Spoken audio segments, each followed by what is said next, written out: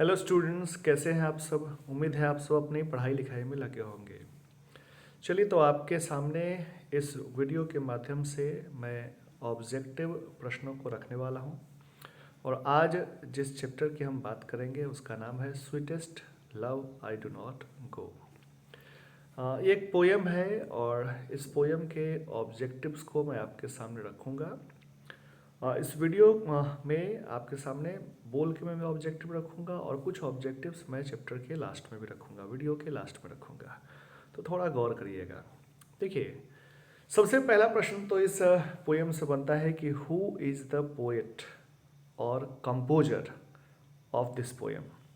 मतलब पूछेगा who is the poet of sweetest love I do not गो, या पूछेगा who is the composer of sweetest love I do not go. Answer आपके सामने है, answer एकदम आपके नज़र के सामने है, जॉन डन। ध्यान रखिएगा। तो इस कविता के जो कवि हैं, जो पोएट हैं, उनका नाम है जॉन डन। ये ध्यान रखिएगा। देखिए, जितना प्रश्न आता रहता है उन्हीं प्रश्नों को मैं डील करूँगा। पोयम आपने पढ़ा हुआ है, कुछ लाइंस को मैं हाईलाइट करूँगा जो आपके परीक्षा में पूछा सकता है। लाइंस दे देगा, पूछेगा वो कौन से पोयम से हैं, तो थोड़ा ध्यान रखेंगे। और हो सकता है पोयम का लाइन तो उस दे और उसमें से एक दो शब्द गायब कर दे और कहे कि भैया वो शब्द कौन सा है। 4 ऑप्शन देगा, आपको चुनना होगा। तो एकदम टू द पॉइंट, न ज़्यादा या न कम। ठीक है। इनका जन्म हुआ है 1572 ईस्वी में, मृत्यु है 1631। ठीक है। और जॉन डन को मेटाफिजिकल पोएट कहा गया है, इसका ध्यान रखेंगे। John Donne is called dash poet, तो मेटाफिजिकल पोएट, इसका ध्यान रखेंगे। ठीक है। इनका जन्म इंग्लैंड में हुआ है, लंदन में हुआ है, इस बात का भी ध्यान रखेंगे। तो 3 प्रश्न यहाँ आपके सामने है। एक तीसरा प्रश्न मैं बोल रहा हूँ कि where was John Donne born. John Donne का जन्म कहाँ हुआ था, या फिर John Donne belongs to dash. Dash मतलब खाली जगह, देश का नाम दिया रहेगा, आपको चुन लेना है। ठीक है। तो वो जो ऑक्सफोर्ड यूनिवर्सिटी में पढ़े भी हैं, फिर उनको ऑक्सफोर्ड यूनिवर्सिटी से निकाल भी दिया गया, फोर्स किया गया बाहर जाने के लिए। लेकिन ये सब बातें आपके परीक्षा के लिए इम्पोर्टेंट नहीं है। वही बातें मैं आपके सामने रखूँगा जो आपके परीक्षा के लिए अत्यंत महत्वपूर्ण है। चलिए आगे देखिए, थोड़ा सा उनके जीवन के बारे में एक दो बातों को और जानिए, ध्यान रखेंगे। देखिए, उन्होंने बहुत सारा सोनेट भी लिखा है। सोनेट एक प्रकार का पोएम होता है जिसमें 14 लाइन्स होते हैं। ठीक है। तो ये भी आप थोड़ा याद रख सकते हैं कि उन्होंने सोनेट्स लिखा है या नहीं लिखा है, लेकिन ये आपको पूछेगा नहीं। आपके सिलेबस में एक ही सोनेट आपको पढ़ना है, वो है द सोल्जर, रूपर्ट ब्रुक। जब उस पोएम की चर्चा होगी तो मैं आपके सामने बातों को रखूँगा। चलिए देखिए, कविता में जो इम्पोर्टेंट लाइन्स है थोड़ा आपको याद दिलाते हुए इन शॉर्ट अब मैं आगे बढ़ूँगा। पूरी कविता की उम्मीद ना करें इस वीडियो में, मैंने पोएम्स पढ़ा रखा है। देखिए, कवि महाशय जॉन डन जर्मनी जा रहे हैं और जाने का कोई प्रयोजन है, कुछ समय के लिए जा रहे हैं। ज़माना पुराना है, यातायात का साधन नहीं था, इसलिए थोड़ा लोग जाते, हो सकता है नहीं भी आ पाते। ठीक है। तो समझाने बुझाने के लिए, कंसोल करने के लिए, सांत्वना देने के लिए ये कविता लिखी गई है। पत्नी उनकी, बिलव्ड उनकी, जॉन डन की, वो बहुत उदास है और ये कभी भी उदास है, वो खुद भी उदास है, सैड है, और वो कविता लिखते हैं। देखिए क्या कहते हैं। मैं शॉर्टकट में कह रहा हूँ, आप पढ़े हुए हैं। Sweetest love I do not गो, कह रहे हैं कि मैं जा थोड़ा रहा हूँ। ठीक है, मैं तो आ रहा हूँ। फॉर वियरीनेस ऑफ दी, ऐसा नहीं कि तुमसे मैं ऊब गया हूँ इसलिए मैं जा रहा हूँ, ऐसी कोई बात नहीं है।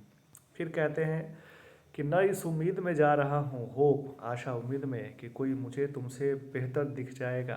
ठीक है, तुमसे कोई फिटर लव मुझे मिल जाएगा, ऐसी भी कोई बात नहीं। फिर कहते हैं कि आज न कल सबको तो मरना ही है। ठीक है, और हम मर भी जाए तो इस बात को याद रखना कि तुम्हें मुझे याद करके जस्ट होना है, खुश रहना है, इस बात का ध्यान रखिएगा। और यही तरीका है जिससे मृत्यु को भी हराया जा सकता है। डाई ओल्ड इंग्लिश है, ये डाई देख करके रखने वाला बात नहीं समझेंगे, डाई मतलब मर जाना। ठीक है। अगला देखिएगा, इसमें इंपॉर्टेंट बात है, यस्टर नाइट, कल रात, ये लाइन बहुत इंपॉर्टेंट है। द सन वेंट, सूरज चला गया। ध्यान रखेंगे, इस पोयम में लेखक ने अपने यात्रा की तुलना जो है वो सूरज से की है, इस बात का ध्यान रखिएगा। अपने जर्नी की तुलना सूरज से की है। कहते हैं कि वो देखो फिर आ जा गया, येट इज हियर टुडे।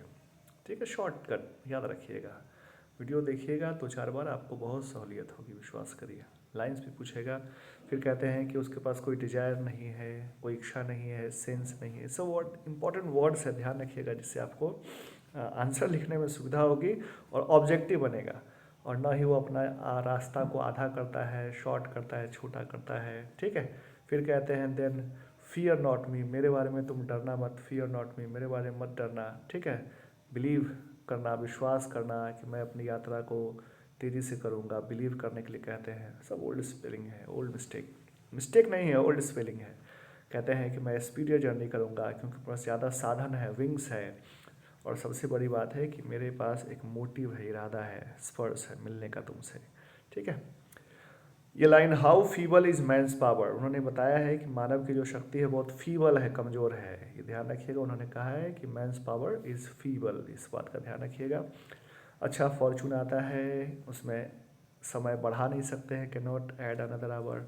और ना ही लॉस्ट आवर, बीता हुआ समय को आप रिकॉल कर सकते हैं। ठीक है। लेकिन जब खराब चांस है, बैड चांस है, जीवन में खराब वक्त आता है सबके। ठीक है।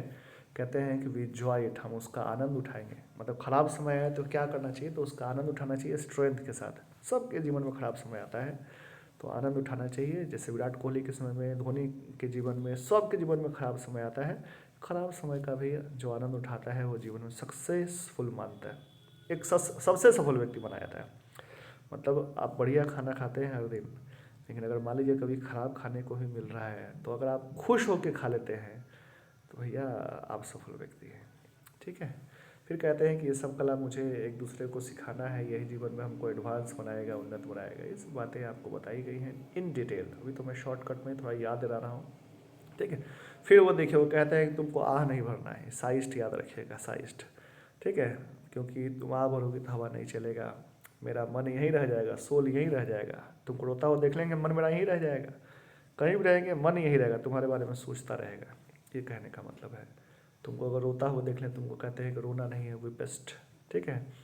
अगर रोता हुआ देख लेंगे, मेरा जीवन में जो रक्त है, खून है, वो डिके कर जाएगा, नाश हो जाएगा, ये नहीं होना चाहिए, वो कहते हैं इट कैन नॉट बी। ठीक है। ये सब बातें आपके सामने मैंने रखी हैं, सारी बातें एक एक करके हुई हैं, जो इम्पोर्टेंट लाइन है जो मैं आपको हाईलाइट करते रहा हूँ। ठीक है। फिर कहते हैं कि तुम्हारा जो डिवाइनिंग हार्ट है, अच्छा मन है, अगर हम नहीं भी आए तो मेरे बारे में कोई इल खराब बात मत सोचना। डेस्टिनी किस्मत हो सकता है जीवन में हमारी भूमिका निभाए। ठीक है। भूमिका निभाने का मतलब थोड़ा कष्ट परेशानी हमको दे। हो सकता है तुम्हारे मन में फियर आ जाए, भर जाए, फुलफिल हो जाए। लेकिन हमेशा सोचना कि हम लोग हमेशा एक दूसरे के, अगर हम नहीं भी आए, हम मर भी गए, तो हमेशा सोचना है कि हम लोग हमेशा एक दूसरे के अगल बगल में ही सोए हैं, लेटे हैं, पड़े हैं। ठीक है। और हमेशा एक दूसरे को रखे हुए मन में। ठीक है। हम तुम्हारे मन में और तुम हमारे मन में हमेशा जिंदा रहोगी, नेवर पार्टेड भी। और इस तरह करके तुम कभी अलग हमसे नहीं होगी। ये सब बातें हैं। देखिए पोएम का ऑब्जेक्टिव कुछ मैंने बोला भी है, और ध्यान रखिएगा जिन जिन शब्दों को मैंने हाईलाइट किया है कि yesterday night the sun went, सूरज चला गया, उनकी यात्रा की तुलना सूरज से हुई है, इन बातों को आप याद रखिएगा ना, तो क्वेश्चन देख के ही आपसे आंसर बन जाएगा। ध्यान रखिएगा ऑब्जेक्टिव मेमोरी बेस्ड होता है। ग्रामर से पहले ऑब्जेक्टिव प्रश्न किताब का बनाना चाहिए। अगर आप बनाएंगे बुक वाला क्वेश्चन तो आप विश्वास करिए 40 क्वेश्चन अगर रहता है तो आप 30-35 क्वेश्चन ईजिली सही कर लीजिएगा। बाकी आप ग्रामर से बनाएंगे। ठीक है। कह रहा है कि John Donne is called dash poet. पहला सवाल हमारा कहता है कि John Donne is called dash poet, तो आंसर है मेटाफिजिकल पोएट। फिर कह रहा है जॉन डन कॉम्पेयर, तुलना करना है जर्नी, अपने यात्रा को, टू डैश, किससे तुलना किए हैं, तो सूरज से तुलना किए हैं। हु सेज, कौन कहता है that man power is feeble, मानव की शक्ति जो है वो कमज़ोर है, दुर्बल है, John Donne. The poet in the sweetest love do not go is dash for his beloved, वो अपने पत्नी के लिए क्या है, क्या दर्शा रहे हैं, दुख को दर्शा रहे हैं कि वो जा रहे हैं। John Donne is going to Germany, वो जर्मनी जा रहे हैं, लिविंग हिज वाइफ, अपनी पत्नी को छोड़कर, छोड़ने का मतलब परमानेंट नहीं समझिएगा। ठीक है। तो इन बातों को याद रखिए। और पोएम्स का लाइन आह भरने वाली बातें जो हैं, सूरज की से यात्रा की तुलना करने की बातें हैं, मानव की शक्ति बहुत फीबल है, कमज़ोर है, ये सब बातें याद रखिएगा। और अंग्रेजी का टर्म याद रखिएगा, क्योंकि परीक्षा में वही विकल्प के रूप में आएगा जो ऑप्शन में रहेगा, आपको ध्यान देना है। और अगर ये बातें आप ध्यान रखेंगे तो आपको एक्सप्लेनेशन में भी हेल्प मिलेगा। और पोएम का लाइन देता है और कहता है कि भैया कौन, किसने लिखा है, या वो कौन से कविता से। फिर देखिए सवाल जो आपके सामने मैंने रखा है, ये सवाल हु सेज, कौन कहता है that man's power is feeble, कि मानव की शक्ति फीबल है, कमज़ोर है। अब मानव की शक्ति कमज़ोर है, ये पोएम अगर आपने पढ़ा है तो भैया ये पोएम, ये बातें रखी गई है sweetest love I do not गो में, यानी उसके कवि जॉन डन है। तो इस तरह करके पोएम का लाइन जो बहुत इंपॉर्टेंट होता है वो ध्यान रखेंगे, जिससे आपको आंसर बनाने में सुविधा हो। चलिए, तो आज के लिए ये वीडियो इतना ही, फिर अगले वीडियो में मिलते हैं। Thank you.